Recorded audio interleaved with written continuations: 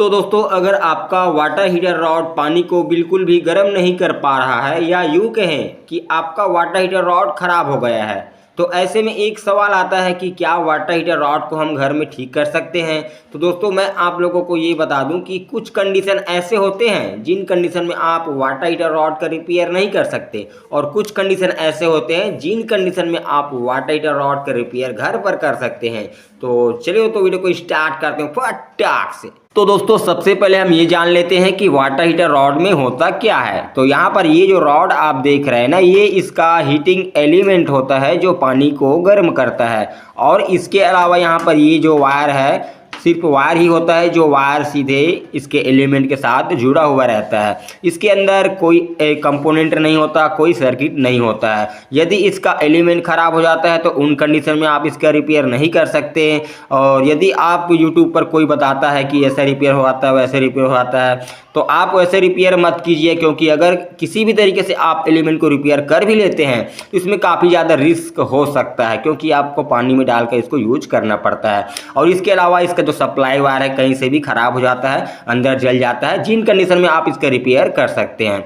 और दोस्तों यदि आप water heater rod online Flipkart के जरिए परचेस करना चाहते हैं तो नीचे प्रोडक्ट पर क्लिक करके आप खरीद सकते हैं, ठीक है। तो यहाँ पर हम सबसे पहले ये जानेंगे कि ये जो वाटर हीटर रॉड है ये वर्किंग कंडीशन में है या नहीं, इसे हम मल्टीमीटर से कैसे चेक कर पाएंगे। तो यहाँ पर मल्टीमीटर को बजर मोड में आपको सेट करना है, और इसका जो सप्लाई वायर है यहाँ से आपको रीडिंग चेक करके देखना है। यदि सही होगा तो यहाँ से रीडिंग बताएगा, यदि सही नहीं होगा तो रीडिंग नहीं बताएगा, क्योंकि इसका सप्लाई वायर डायरेक्ट एलिमेंट के साथ जुड़ा हुआ रहता है। आप सीरीज बोर्ड से भी इसको चेक कर सकते हैं, वहाँ पर बल्ब ग्लो करेगा, ठीक है। यहाँ पर आप देख सकते हैं कोई भी रीडिंग नहीं आ रहा है। इसका मतलब ये है कि वायर के द्वारा हम जो करंट सप्लाई देते हैं एलिमेंट में जाता है, तो एलिमेंट खराब हो सकता है या अंदर भी खराब हो सकता है। इसमें रीडिंग नहीं आ रही, इसका मतलब ये वर्किंग कंडीशन में अभी नहीं है। तो हम क्या करेंगे, इसमें क्या प्रॉब्लम है जानने के लिए इसका जो कैप है यहाँ से खोलेंगे। खोलने के बाद ही हमें पता चलेगा कि हम इसका रिपेयर कर सकते हैं या नहीं कर सकते हैं। तो इसका कैप को मैंने खोल दिया। खोलने के बाद आपको ध्यान से देखना है सप्लाई वायर अच्छे से लगा हुआ है कि नहीं लगा हुआ है। तो यहाँ पर आप देख सकते हैं यहाँ पर एक पॉइंट जला हुआ है, जो कि सप्लाई का दूसरा वायर जो होता है, दो वायर, उसमें का एक वायर यहाँ से काफ़ी जला हुआ है, यहाँ पर पाउडर जम चुका है, आप देख सकते हैं। तो शायद इसी कारण से हमारा हीटिंग रॉड काम नहीं कर रहा है। तो इसके बाद आपको क्या करना है, ये जो रॉड है उसको यहाँ से पहले बाहर निकालना है। बाहर निकालने के बाद सप्लाई वायर जो पहले लगा हुआ है उसको भी कट करके बाहर निकालना है। यदि वायर जला भी नहीं हुआ है ना, तब भी आपको वायर को इस तरह से बाहर निकालना है। उसके बाद आपको सप्लाई वायर को चेक करना है कि सप्लाई वायर सही है कि नहीं।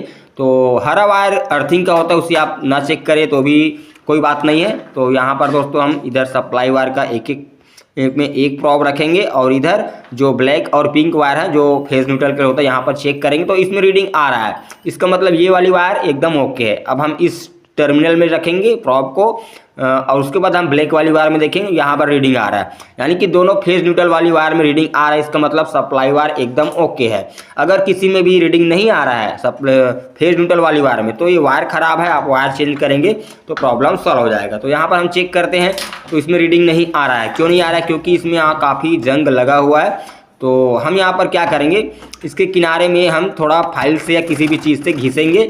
घिसने के बाद ही आप चेक करेंगे मल्टीमीटर से, तब आपको पता चलेगा कि ये कॉइल ख़राब है या नहीं। तो आप देख सकते हैं इस तरह से आपको घिस लेना है। घिसने के बाद मल्टीमीटर को बजर मोड में सेट करना है।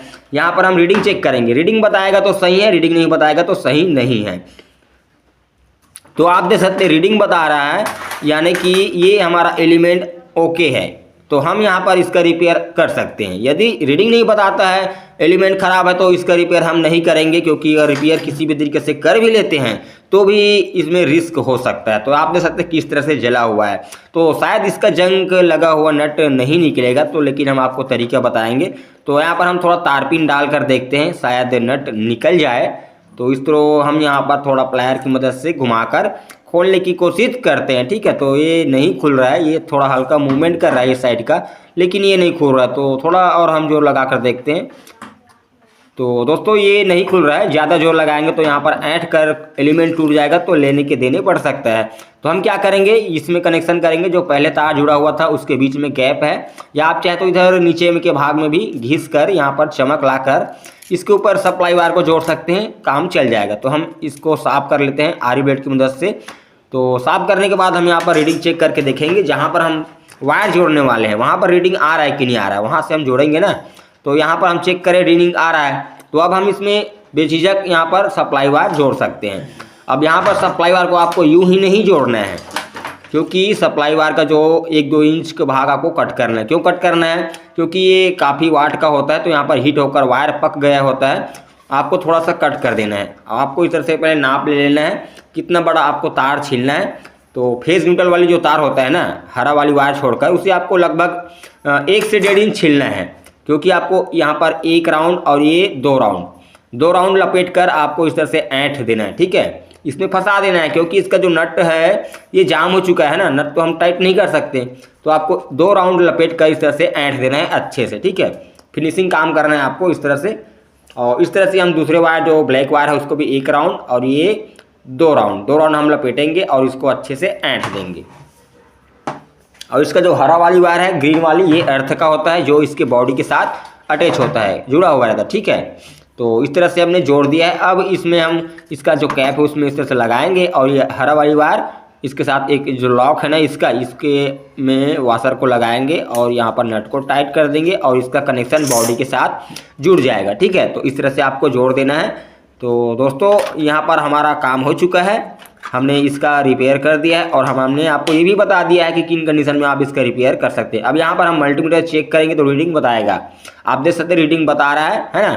तो यहाँ पर जो चालू होता है ना वर्किंग कंडीशन में तो रीडिंग बताता है, अगर रीडिंग नहीं बताता है तो ये वर्किंग कंडीशन में नहीं रहता। ठीक है, तो दोस्तों आज की वीडियो में इतना ही, मिलते हैं अगले वीडियो में।